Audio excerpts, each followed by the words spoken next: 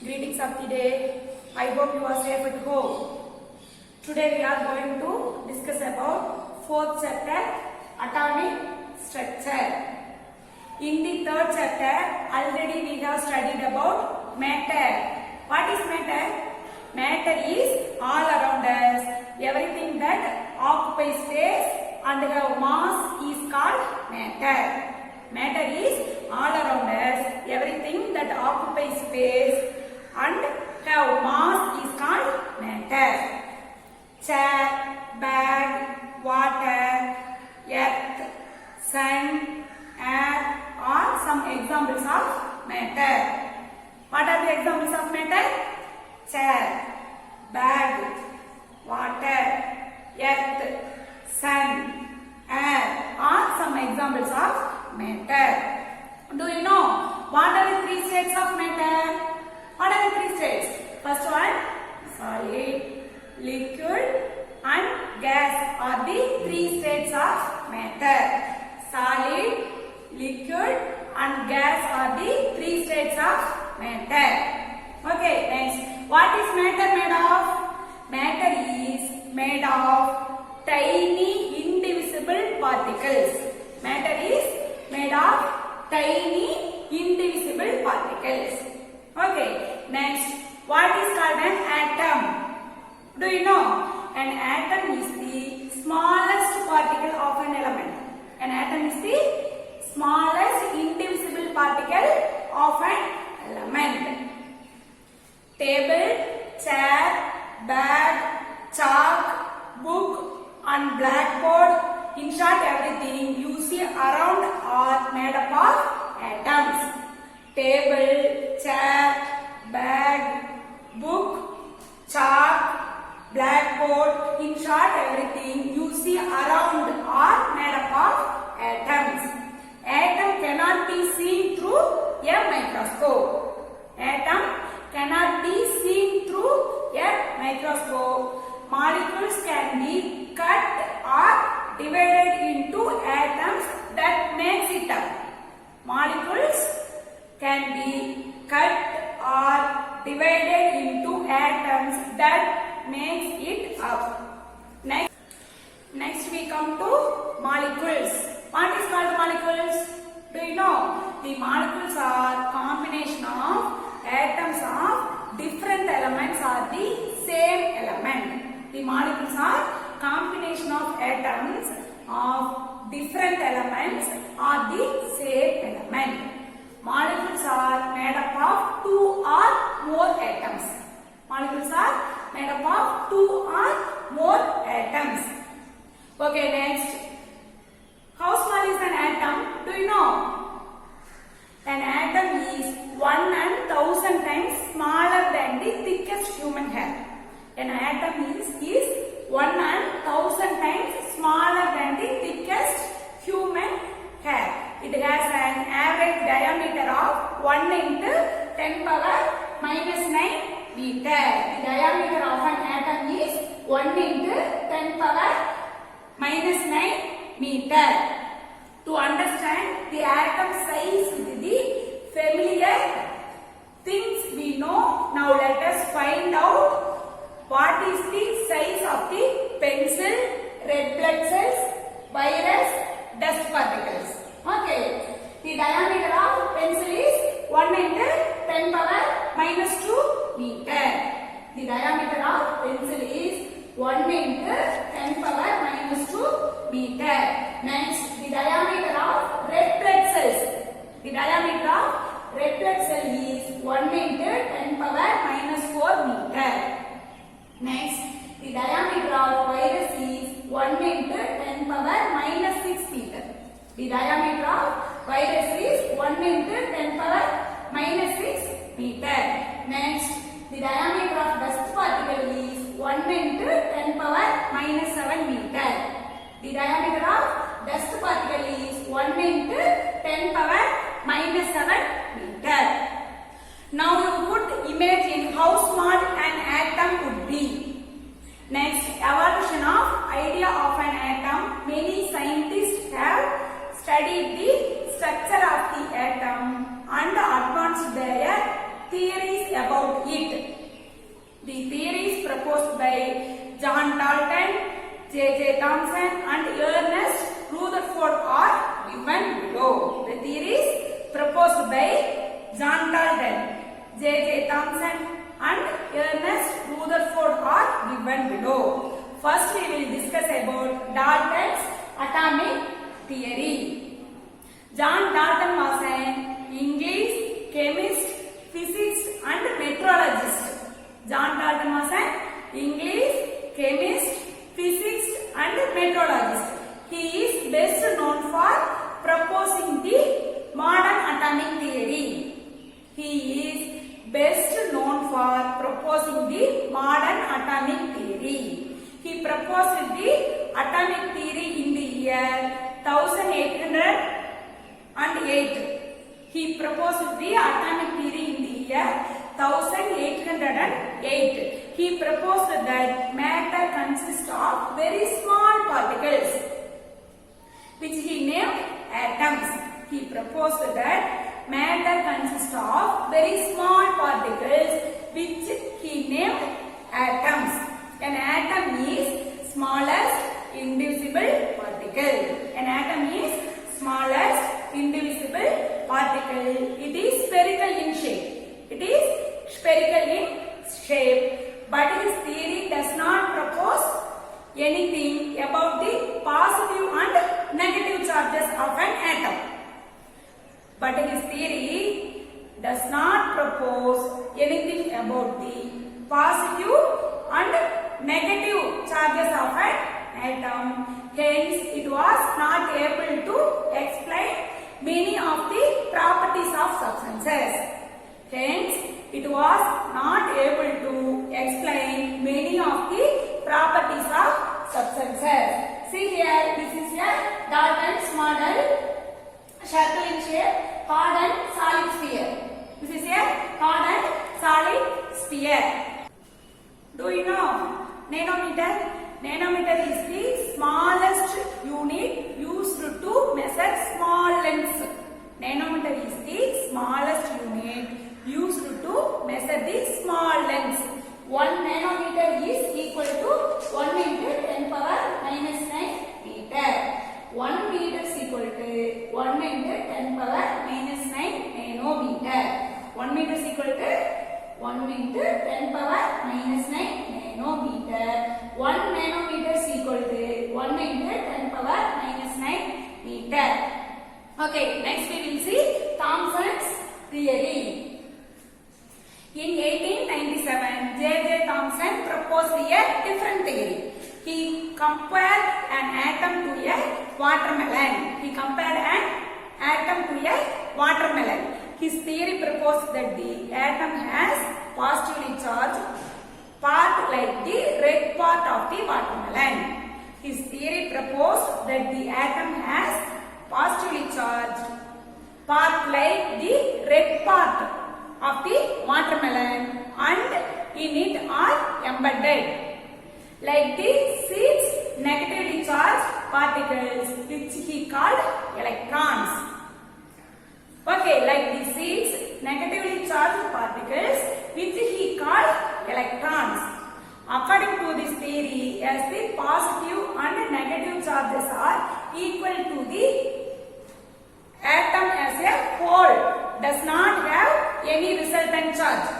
According to this theory, as the positive and negative charges are equal, the atom as a whole does not have any resultant charge.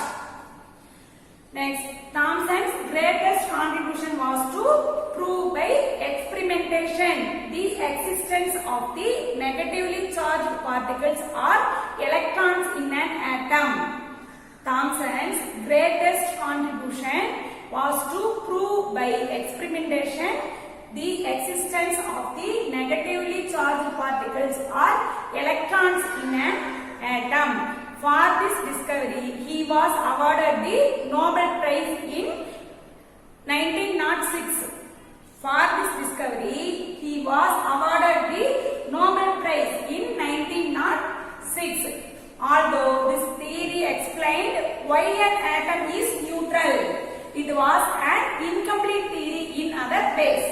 Although this theory explained why an atom is neutral, it was an incomplete theory in other ways.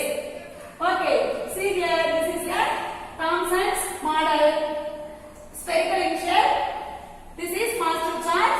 This is negatively charged electrons. This is negatively charged electrons. Okay, next we will see Rutherford's theory.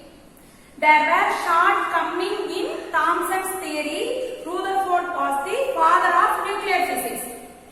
Rutherford was the father of nuclear physics. He is famous for his work on radioactivity and the discovery of the nucleus of an atom with the gold foil experiment. Rutherford was the father of nuclear physics.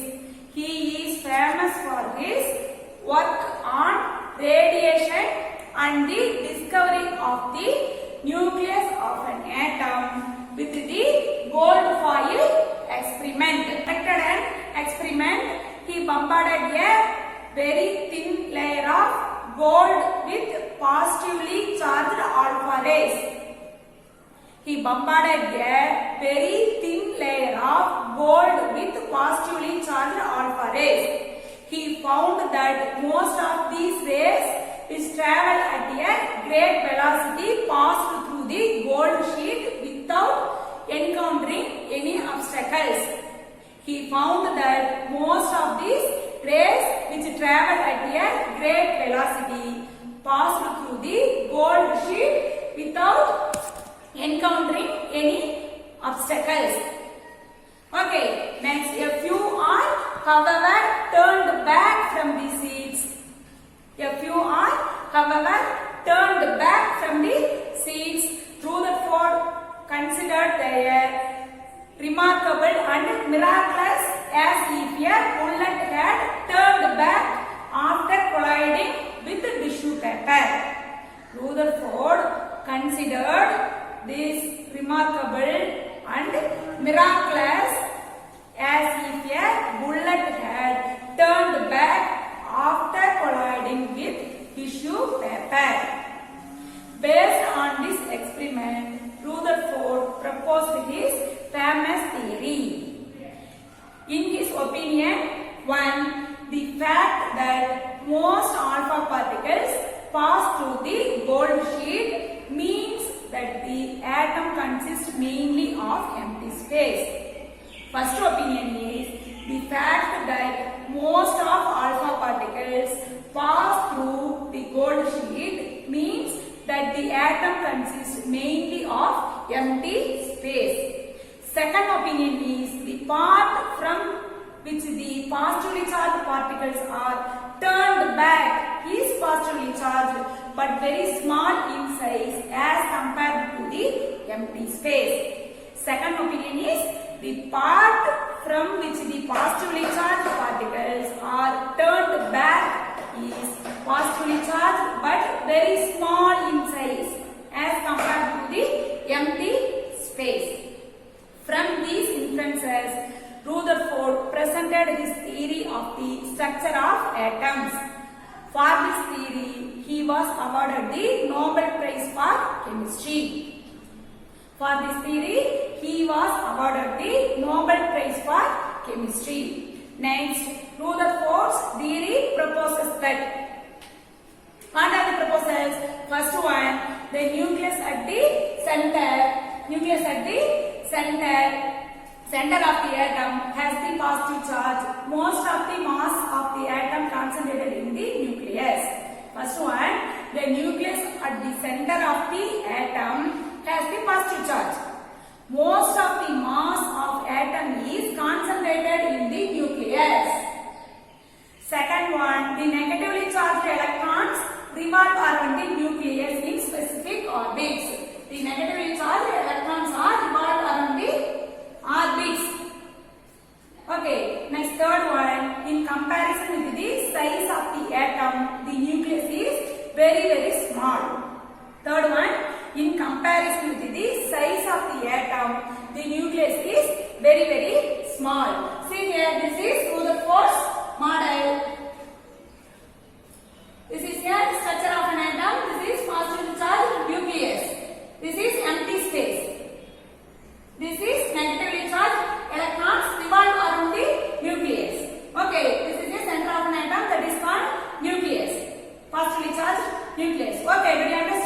Rutherford's gold foil experiment gave him interesting results. What results did he get, by the way? Let me recall them for you. He found that most of the fast-moving alpha particles passed straight through the foil and hit the detector. However, some particles got deflected by small angles. And lastly, to his astonishment, few alpha particles also rebounded. Now, how can this be possible? These three observations made Rutherford think that the plum pudding model is not really correct. Let us take a simplified example to understand the inferences first. Let us imagine that we have a ball made up of cotton. The cotton in the ball is very sparsely distributed and has an extremely tiny circle or sphere located at the center. This sphere is quite hard and dense. So hard that it can even resist a bullet shot against it. Now, what will happen if you shoot many bullets across this cotton ball? Most of them will travel straight through the cotton surface.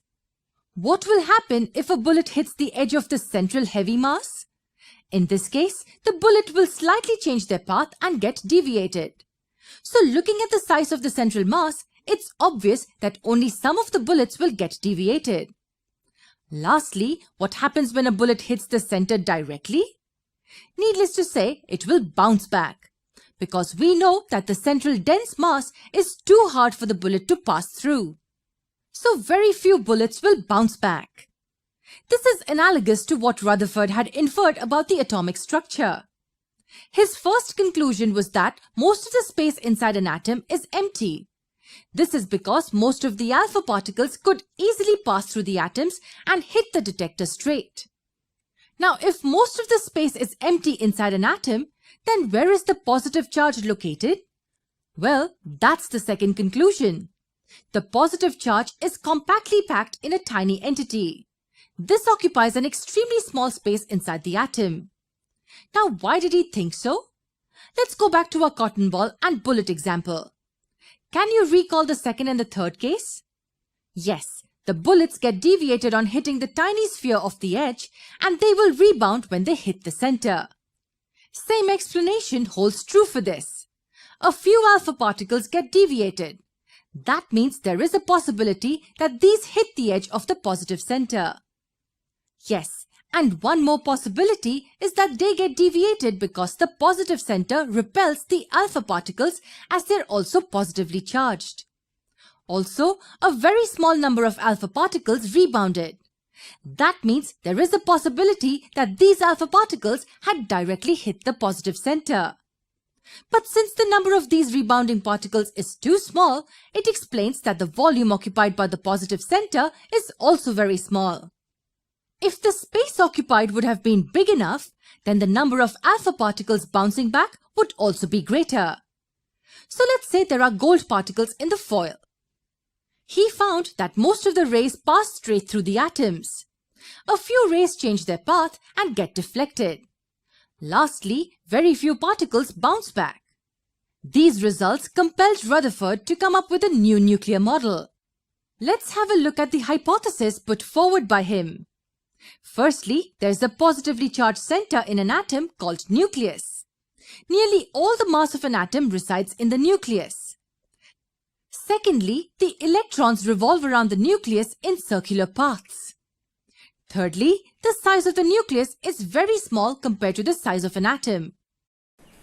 Okay students, today we have learned about atom, John Dalton's theory, J.J. Thomson's theory and Ernest Rutherford's theory.